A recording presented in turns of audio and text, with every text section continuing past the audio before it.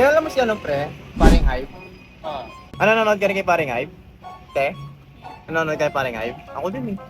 Ang ganda nung nasimulan niyang ano, no, market sa relo. Usually talaga, ano yung mga nasa stores yun. Pero yung ginawa niya, pinasok niya yung pangmasa tapos may high-end eh. Sa kakanood ko nga din yung mga relo sa TikTok. Na-addict na rin ako yung mga, kahit yung ano, kahit hindi Rolex, nakaka-addict na rin manood yung Kala mga ko na relo. ano ka na eh, na kahit, yung parang ma-achieve mo na kahit isang Rolex lang na ano. Girl, Na pag nakabili ako ng Rolex sa inyo, una yung papakita. Minsan parang alam mo na kagad na, ay Pepsi yan ah. Napabili tuloy ako sa TikTok nung ano, relo nakatulog yung AP. Ito nga yun, no? Napabili tuloy ako na wala sa oras eh. Hindi ko pa kaya yung mga ganong mamali. Dito muna ako sa TikTok shop lang muna. Ganda ba?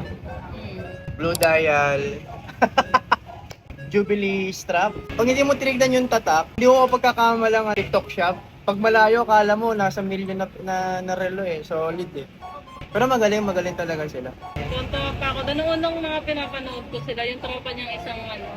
G, paring G. Kala mo ano lang talagang kanta na ano. Oh. Kengkoy din eh, no?